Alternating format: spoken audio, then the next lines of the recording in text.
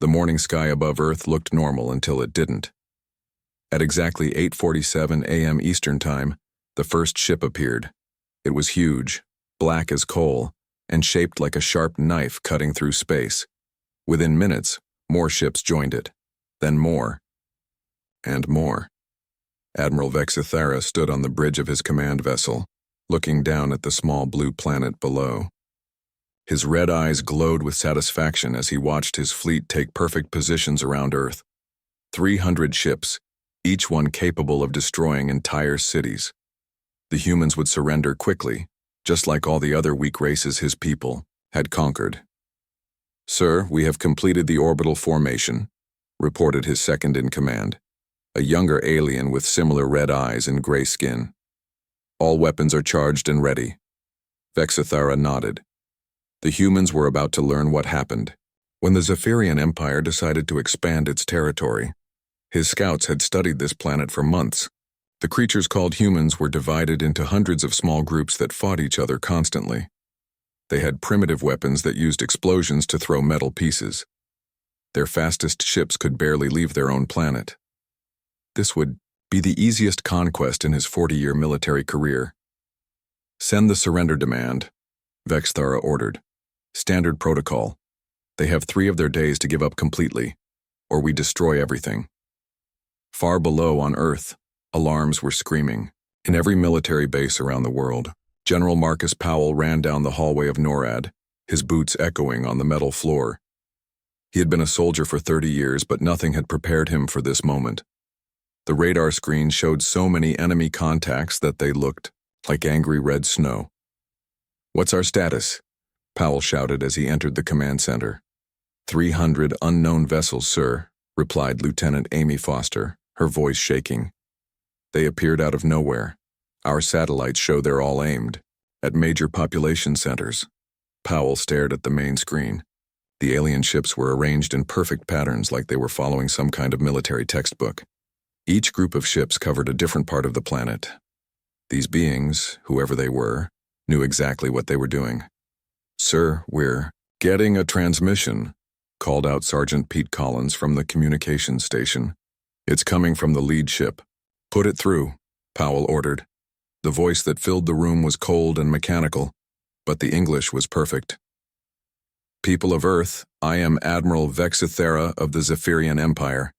Your planet has been selected for integration into our territory. You have 72 of your hours to surrender all military forces and government leaders. Any resistance will result in the complete destruction of your species. This is your only warning." The transmission ended, leaving the command center in terrible silence. Powell felt his stomach drop. 72 hours to save the entire human race. Within an hour, every world leader was on an emergency video call. President Linda Carter sat in the White House Situation Room, looking at screens filled with frightened faces from around the globe. The president of Russia looked pale. The Prime Minister of Britain kept adjusting his glasses nervously. The Chinese premier hadn't said a word in 20 minutes. "Options," President Carter said simply. "I need options." "Our nuclear weapons might work," suggested the Russian president, "if we coordinate a simultaneous strike." "Against 300 ships with unknown defensive capabilities," replied the British Prime Minister. "That's suicide." General Powell appeared on screen from NORAD. "Madam President, we've analyzed their positioning. These aliens know our military doctrine better than we do. Every ship is placed to maximize damage while staying out of range of our best weapons. They've been watching us for a long time." President Carter rubbed her forehead. 300 alien warships versus the entire human military. The math was simple and terrifying. Meanwhile, in the small town of Millbrook, Kansas, Martha Henderson was having the most normal morning of her life. She woke up at 6 a.m. like always, made coffee, and started planning her day. At 78 years old, Martha had a routine that never changed. Breakfast at 7, morning news at 8, then straight to the kitchen to start baking. She was rolling out pie crust when her grandson Jake burst through her front door without knocking. "Grandma, you need to pack right now," Jake said, breathing hard, like he had been running. "The government is setting up emergency shelters. There's been an announcement," Martha looked at him over her reading glasses. Jake was a good boy, but he always got excited about things he saw on the internet. What kind of announcement, dear? Aliens, Grandma. Real aliens. They're going to attack Earth if we don't surrender in 3 days. Martha went back to her pie crust. That's nice, honey. Help yourself to some coffee. Grandma, I'm serious. Look, at the news. Martha glanced at her old television in the corner. The screen showed President Carter making some kind of speech, but Martha had turned the sound off during a commercial and forgotten to turn it back on. She could see the president looked worried, but politicians always looked worried about something. The county fair is next week, Martha said, still working on her crust. I've got 17 pies to make if I want to win first place again. These aliens, or whoever they are, will just have to wait. Jake tried for another 10 minutes to convince his grandmother to take the threat seriously, but Martha Henderson had lived through the Cold War, the Cuban Missile Crisis, and countless other disasters that never actually affected her little corner of Kansas. She had learned long ago that the world was always ending somewhere, but her pies still needed to be baked. As Jake finally gave up and left to help with the town evacuation, Martha turned her radio to the classical music station and got back to work. She had been making pies in this kitchen for 40 years, and no amount of excitement was going to change that. Above the earth, Admiral Vex Ithara watched his countdown timer. 71 hours and 36 minutes until humanity's deadline. He expected their surrender long before then. After all, what could these primitive creatures possibly do against the might of the Zephyrian Empire? 24 hours after the alien ultimatum, the first Zephyrian landing craft touched down in New York City's Central Park. Admiral Vex Ithara had decided not to wait for the full deadline. These humans needed to see exactly what they were facing. The sleek silver ship landed without making a sound, its energy field flattening the grass in a perfect circle. 6 Zephyrian soldiers emerged, their gray skin gleaming under their transparent energy shields. Each warrior stood 7 feet tall and carried weapons that hummed with deadly power. Major Bill Roberts led the first human response team from behind a row of police cars. He had 30 soldiers with the best equipment the U.S. Army could provide. Assault rifles, rocket launchers, and enough ammunition to fight a small war. It should have been enough against 6 enemies, no matter how tall they were. "Open fire!" Roberts shouted. The bullets hit the alien shields and simply bounced off like raindrops on glass. The rockets exploded harmlessly against the energy barriers. The Zephyrian soldiers didn't even slow down as they walked through the gunfire. Their return shots turned police cars into melting metal and sent human soldiers running for cover. The battle lasted less than 5 minutes. When it was over, the aliens stood in the middle of destroyed vehicles and scattered equipment, completely unharmed. Major Roberts spoke into his radio with a shaking voice. "Command, this is Roberts. We need immediate backup. Our weapons are useless against their shields." Similar scenes played out in London, Tokyo, Moscow, and every other major city where the aliens landed. The Zephyrian advance scouts moved through human military forces like wolves through sheep. Their plasma rifles could melt through tank armor. Their energy shields stopped every weapon humans could fire at them. Most terrifying of all, their bioscanners could detect human life signs from miles away, making it impossible to hide or set up ambushes. General Powell watched the reports flood in from around the world. Every engagement ended the same way. Complete human defeat. 0 alien casualties. At this rate, the conquest would be finished in days, not the promised 72 hours. "Sir, we have Dr. Helen Wright on the line," announced Lieutenant Foster. "She says it's urgent." Dr. Wright was Earth's leading expert on alien biology, though until yesterday that had been mostly theoretical work. "General, I've been analyzing the intercepted alien communications. I think I found something important." "What is it, Doctor?" "These Zephyrians follow extremely rigid patterns. Every attack, every formation, every tactical decision follows the same mathematical principles. They're like a computer program that can only run one way." Powell frowned. "What does that mean for us?" "It means they've never fought an enemy like humans before. Look at their battle reports. They describe us as chaotic and unpredictable. I think that scares them more than they want to admit. Powell wasn't sure how human chaos could help against energy shields and plasma weapons, but any hope was better than none. In Millbrook, Kansas, life continued at its own pace. The government evacuation order had cleared out most of the town, but a few stubborn residents remained. Martha Henderson was one of them. She had lived in the same house for 50 years and wasn't about to leave because of some fuss on the television.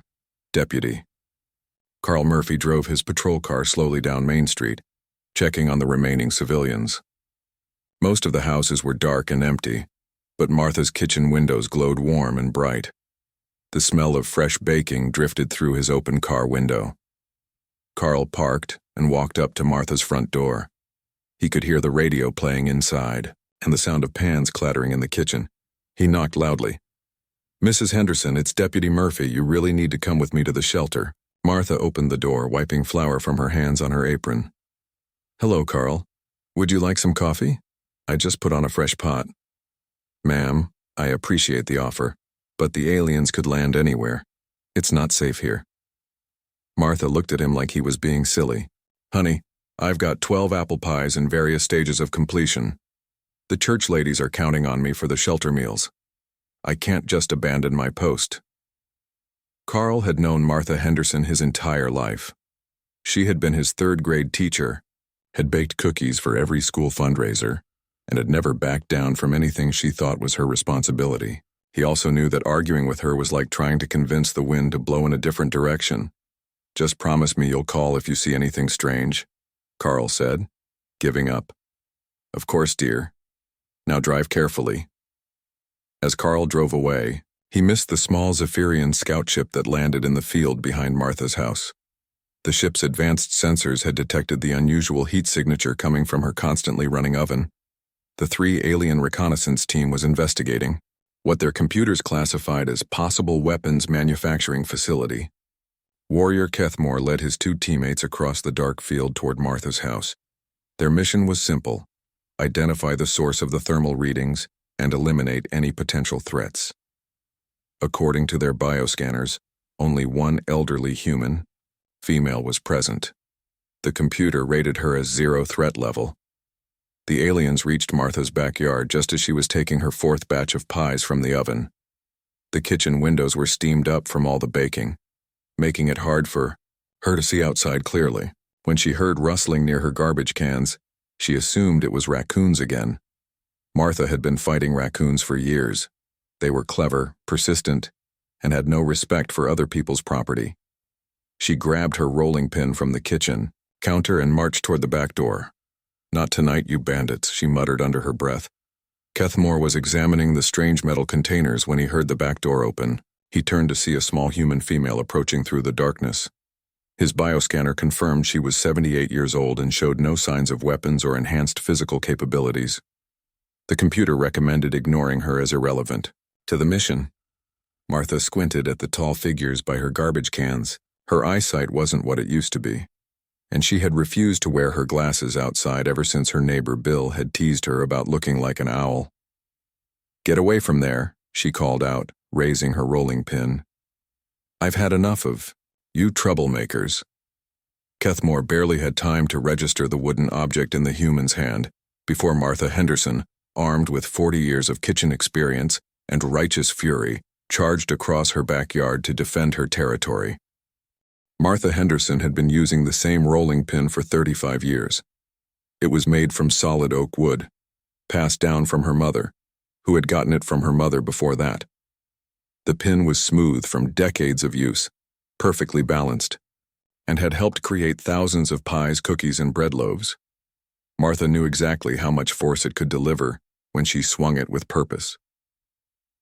Warrior Kethmore did not know any of this as he turned to face the approaching human female.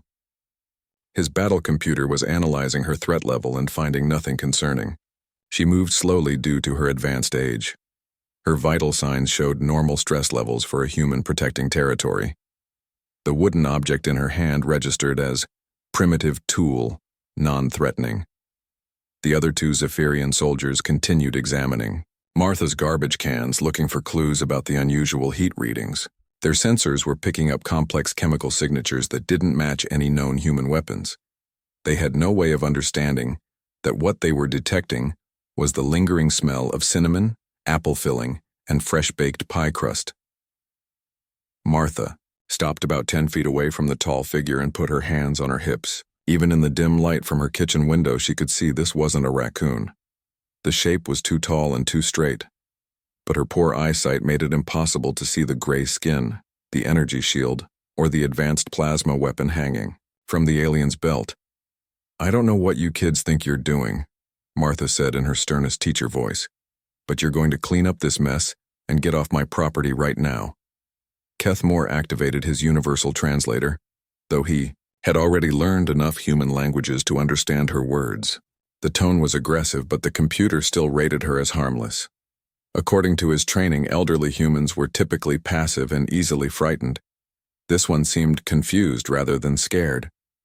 "Human female, return to your dwelling," Kethmore said in careful English. "This area is under Zephyrian military investigation."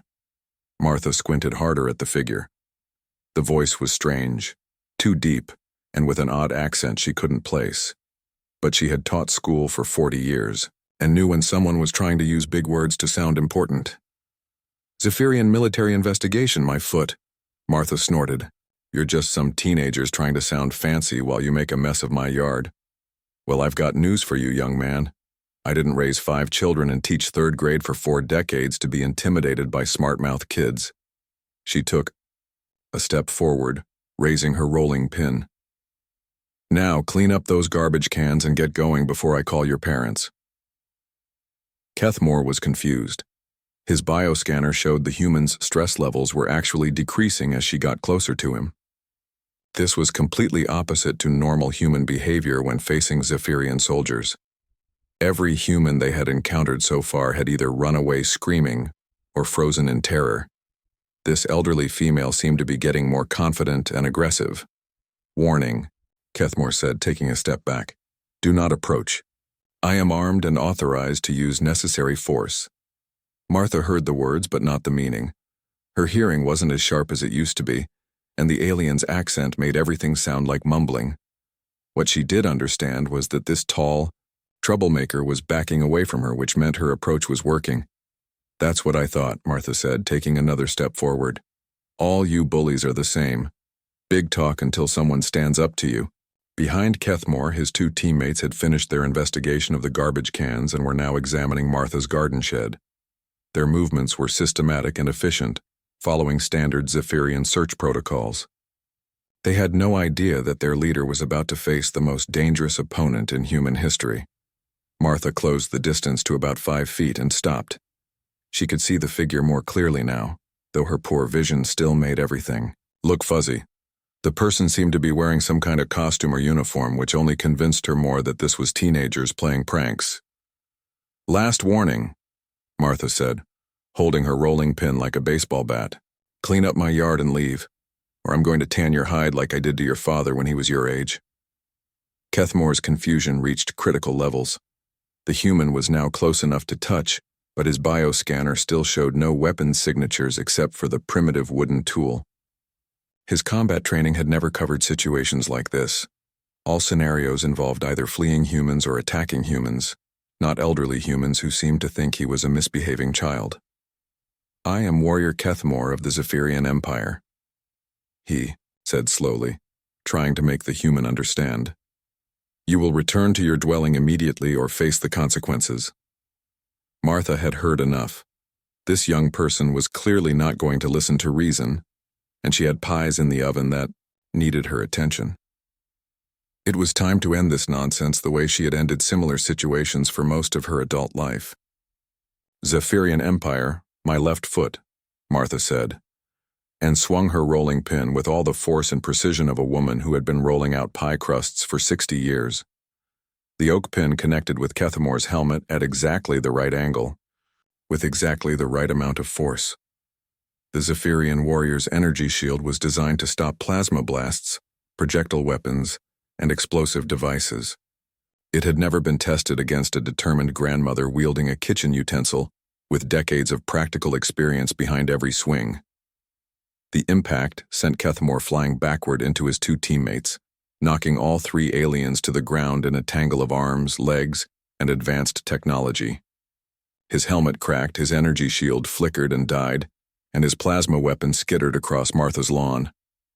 Martha stood over the fallen figures, rolling pin still in hand, breathing slightly harder than usual. She had knocked down bigger, troublemakers than these three. "Now then," she said in her most reasonable voice, "are you going to behave yourselves? Or do I need to call Deputy Murphy?" The three Zephyrian soldiers lay on the ground, stunned by the completely impossible situation they found themselves in. Their advanced technology had been defeated by a piece of kitchen equipment.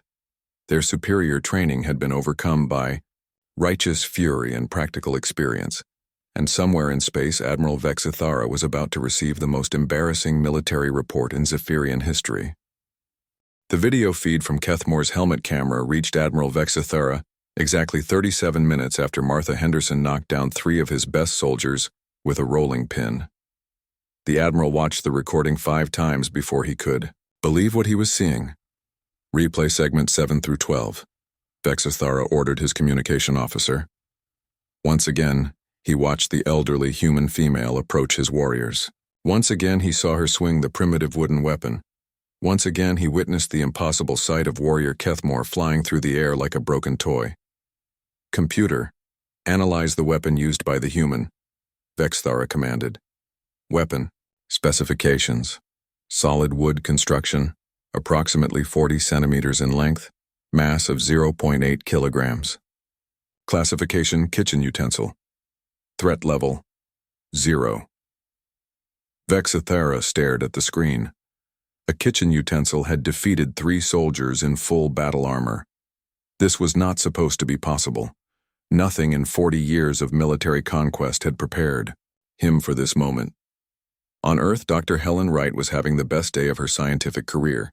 The helmet camera footage had been intercepted by human intelligence, and she was studying it frame by frame in her laboratory at MIT.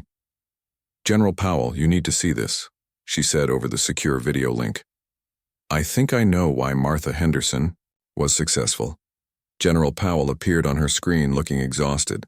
The past 2 days had been the worst of his military career. "Doctor, unless you can tell me how to mass-produce 78-year-old grandmothers, I'm not sure it matters." "That's exactly what I'm telling you," Dr. Wright said excitedly. "Look at this analysis. The aliens' combat computers work by predicting enemy behavior. They study patterns, calculate responses, and prepare countermeasures. But Martha Henderson didn't follow any patterns." She pulled up a tactical diagram on her screen. "Every human soldier they've fought has used standard military doctrine: advance, take cover, return fire, retreat. The aliens have already calculated responses to all of those actions, but Martha approached them like they were misbehaving children in her classroom." Powell leaned forward. "Keep talking." The alien computer kept lowering her threat level because her behavior made no sense from a military perspective. She got more aggressive as she got closer to armed enemies. She ignored their warnings and threats. She attacked with a kitchen tool instead of running away. The computer literally couldn't process what she was doing. Dr. Wright pulled up more data. "General, I think we've been fighting this war wrong. We need to stop acting like soldiers and start acting like angry humans." Within 6 hours, Dr. Wright's analysis was being studied in military bases around the world. The conclusion was both simple and revolutionary. Human unpredictability was the key to defeating alien technology. In Chicago, Sergeant Lisa Baker was the first to test the new theory. She led her squad through downtown streets where alien patrols had been terrorizing civilians for 2 days. But instead of carrying assault rifles and following standard tactics, each soldier was armed with household items they had gathered from abandoned stores. Lisa carried her grandmother's cast-iron skillet. Private Danny Park had a wooden baseball bat. Corporal Sue Miller wielded a large soup ladle like a sword. They looked ridiculous, but Dr. Wright's data suggested that looking ridiculous might be exactly what they needed. The alien patrol consisted of 4 Zephyrian soldiers moving in perfect formation down Michigan Avenue. Their energy shields glowed softly in the morning sunlight. Their bioscanners were tracking human life signs from blocks away. Everything was proceeding according to standard occupation protocol. Then Lisa Baker charged around the corner screaming like a crazy person, waving her skillet above her head. The lead alien's computer tried to analyze this new threat. Female human, age 28, armed with cooking implement, displaying extreme aggressive behavior with no tactical purpose. Threat level, undefined. Recommended response, undefined. While the computer was still trying to calculate an appropriate reaction, Lisa's skillet connected with the alien's helmet. The warrior stumbled backward, confused and off balance. His 3 teammates tried to assist, but Danny Park was already among them with his baseball bat, swinging wildly and yelling about his favorite baseball team. The battle lasted 4 minutes. When it was over, 4 Zephyrian soldiers lay unconscious on the street, defeated by kitchen utensils and sporting goods. Lisa Baker's squad had suffered 0 casualties and used 0 bullets. Command, this is Baker. Lisa reported into her radio, breathing hard but smiling. The Henderson strategy works. I repeat, the Henderson strategy works. The news spread through human military forces faster than any official communication could travel. In London, Captain Joe Rodriguez armed his unit with his wife's collection of wooden spoons and defeated an alien checkpoint. In Tokyo, Major Kim Chang led a successful attack using nothing but soup ladles and determination. But the real breakthrough came when Martha Henderson herself agreed to help train human forces in what military strategists were now calling Henderson tactics. Martha sat in the Kansas National Guard armory, surrounded by young soldiers who hung on her every word. She still didn't fully understand why everyone was making such a big fuss about her encounter with those strange teenagers in her backyard, but she was happy to help. The secret, Martha explained, is not to think of them as dangerous enemies. Think of them as misbehaving children who need to be taught some manners. Sergeant Tim Watson raised his hand. But ma'am, they have energy weapons and shields. Martha waved dismissively. Honey, I raised 5 children and taught 3rd grade for 40 years. You think some fancy gadgets are going to scare me? When little Bobby Thompson threw a tantrum in my classroom, I didn't call for backup. I marched over there and handled the situation. She stood up and demonstrated her rolling pin technique on a practice dummy. You approach with confidence, you speak with authority, and if they don't listen, you make sure they understand that bad behavior has consequences. The soldiers watched in amazement as Martha knocked the dummy clean across the room with a single swing of her rolling pin. Most importantly, Martha continued, never let them think they're in charge. The moment you act scared, you've already lost. But if you treat them like the misbehaving children they are, they won't know how to respond. Within a week, Henderson tactics were being taught at military bases worldwide. Human forces that had been completely helpless against alien technology were suddenly winning battles using soup ladles, rolling pins, and righteous anger. Admiral Vexathara received defeat reports from every occupied city on Earth. His advanced warriors were being systematically defeated by humans armed with kitchen equipment. The greatest military force in the galaxy was losing a war to household utensils. For the first time in his career, Admiral Vexathara was genuinely afraid. Admiral Vexathara stood in his command center, staring at reports that made no sense. In 3 days, his unstoppable invasion force had been reduced to a laughingstock. Human forces armed with kitchen utensils were defeating his best warriors across the planet. The Zephyrian High Command was demanding answers he didn't have. Sir, incoming transmission from the High Command, reported his communications officer, looking nervous. The hologram of Supreme Commander Thexalara appeared, her red eyes glowing with fury. Admiral Vexathara, explain to me how the mighty Zephyrian Empire is being defeated by a species that attacks with cooking tools. Vexathara straightened his uniform. Commander, the humans are using tactics that our computers cannot predict. They act without logic or military sense. Our systems are not designed to handle such chaotic behavior. Excuses, Thexalara hissed. You have one final chance to salvage this disaster. Challenge their greatest warrior to single combat. If you win, they surrender completely. If you lose, she paused. You will not lose, Admiral. Your career depends on it. The transmission ended, leaving Vexithera alone with his shame and one last desperate plan. On Earth, President Carter received the alien challenge through official diplomatic channels. The message was simple. One warrior from each side would fight in single combat. Winner takes all. The location would be chosen by the human champion. The time would be at sunset, in exactly 24 hours. General Powell assembled his best Special Forces commanders for an emergency meeting. We need our finest warrior for this. Someone with perfect training and years of combat experience. Captain Steve Morrison stepped forward. Sir, I volunteer. Navy SEAL training, 15 years of active duty, expert in hand-to-hand combat. Before General Powell could respond, another voice spoke up from the back of the room. I think you boys are overthinking this. Everyone turned to see Martha Henderson standing in the doorway, still wearing her flour-dusted apron. She had been in the building consulting on Henderson tactics when she overheard the discussion. Ma'am, General Powell said politely, this is a military planning session. Martha walked into the room like she owned it. Honey, I've been fighting. Battles longer than most of you have been alive. Every day in my kitchen is a war against time, ingredients, and stubborn pie crusts. And I win every time. She looked around the room at all the serious military faces. Besides, I'm the one who started this whole mess with my rolling pin. Seems to me I should be the one to finish it. General Powell opened his mouth to object, but President Carter's voice came through the secure phone line. Martha, is that you? Yes, Madam President. And I'm volunteering to represent humanity in this combat challenge. There was a long pause before President Carter spoke again. Martha, you've already done more for this country than anyone could ask. You don't need to risk your life again. Risk my life, Martha laughed. Honey, I've been dealing with difficult personalities my whole career. One more won't hurt. The decision was made despite military protests.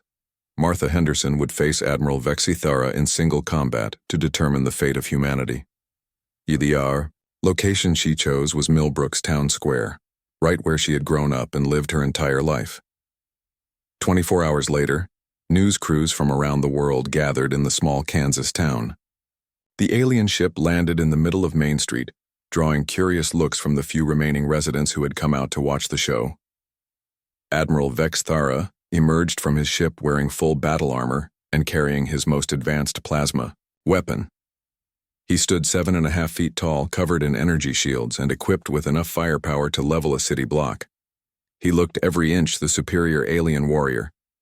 Martha Henderson walked out of her house wearing her best Sunday dress and carrying the same rolling pin she had used 3 days earlier.